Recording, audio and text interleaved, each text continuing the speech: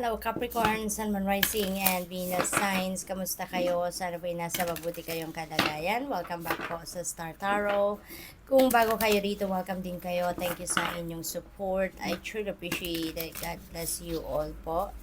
Buong mensahe ni Capricorn ay Gurida. Sabi dito, take the time to listen compassionately to those you love, no? Especially your family members. Kasi Capricorn, maaring merong mga concerns din ang inyong mga kapamilya, maaari din kasi na in the past, no, siguro lagi lang kayo ang naririnig, maaaring kayo lang yung laging nagsasalita, at ngayon, no, kailangan din na pakinggan ninyo naman sila, no, maaaring gusto din nilang maghayag ng kanilang nararamdaman, may mga concerns din sila na gusto nilang ihayag sa iyo, so give them also time and room para sila naman yung magsalita at kayo naman yung makikinig.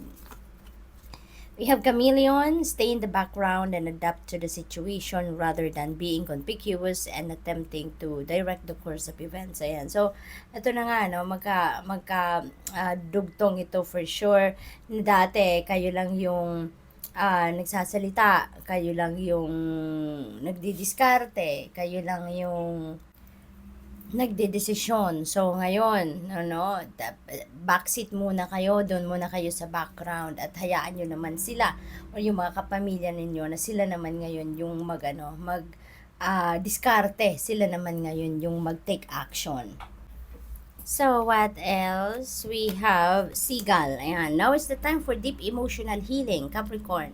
Panahon na para mag-heal na kayo. Panahon na para mag-move on na kayo sa buhay. Kasi maaaring matagal na nyo na tong meron kayong mga resentments, matagal na tong meron pa kayong emotional baggages, emotional wounds na nandiyan dyan sa sarili ninyo. No? Kaya hindi kayo makapag-move on. Parang hindi kayo makaalagwa sa buhay because maaaring nag-hold ba kayo because of kung ano man ang nangyari sa inyo sa nakaraan, ano?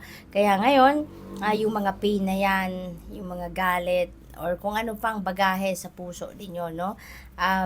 It's about time not to let it go. Sabi ng Spirit, now is the time for your deep emotional healing para makapag-move forward na kayo sa life, okay? What else? We have Shark. Trust your instincts, no, to discern the truth of the situation. Okay? So, pakinggan ninyo ang inyong intuition, pakinggan ninyo yung inyong gut instincts para ma-discern ninyo, ma-figure out ninyo kung ano ang mga dapat na ninyong asikasuhin, kung ano yung truth ng inyong sitwasyon, madiskubre nyo na, malaman nyo na, matutunan nyo na, so that you'd be able to address your situation correctly. We have Snow Leopard. Take some time out of your usual life and spend it in solitude. Okay? So, maaaring kailangan ninyo ngayon na magmuni-muni. Kailangan ninyo na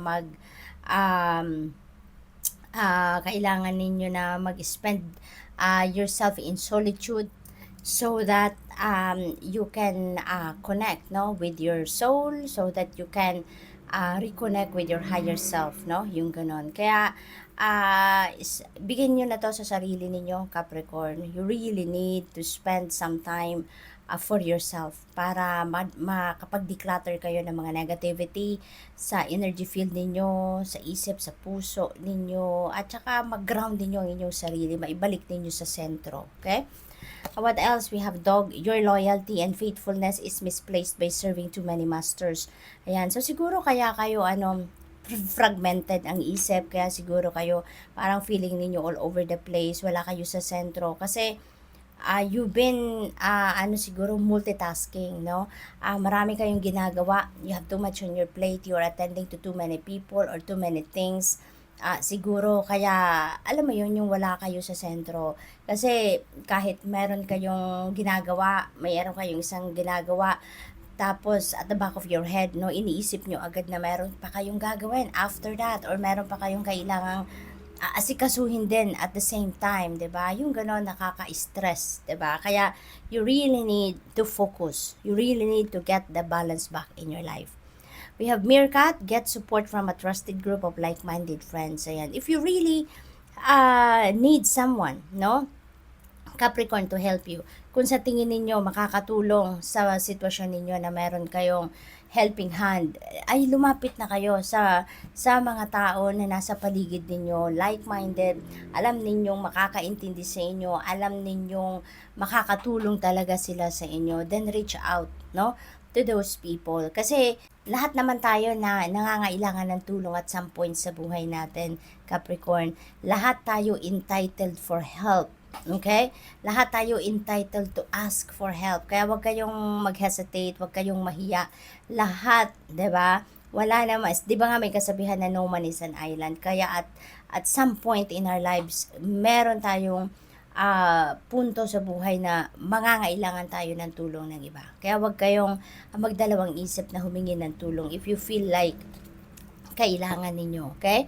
So, humpback whale, music is essential to your healing and well-being, whether singing, playing an instrument, or listening. Ayan. So, siguro musically inclined kayo talaga kahit noon pa at maaaring may interest talaga kayo sa music. Maaaring nakikinig, siguro nagsa-sound trip kayo lagi, maaaring nagpe-play kayo ng instrument, or siguro kumakanta kayo, nagsusulat ng kanta, whatever kind of relationship na meron kayo or connection with music, ano. Maaaring for quite some time nagkaroon kayo ng disconnect, pero ngayon, pinapaalala sa inyo na music is essential to your healing, no? Kaya kailangan na ibalik ninyo ito sa buhay ninyo. Kailangan na bumalik kayo, ibalik ninyo yung connection ninyo with music. Okay? Dahil malaki ang maidudulot nitong ginhawa sa'yo, malaki ang maitutulong nito sa inyong sitwasyon. Okay? So, good luck. Thank you for watching. Love and light. Namaste.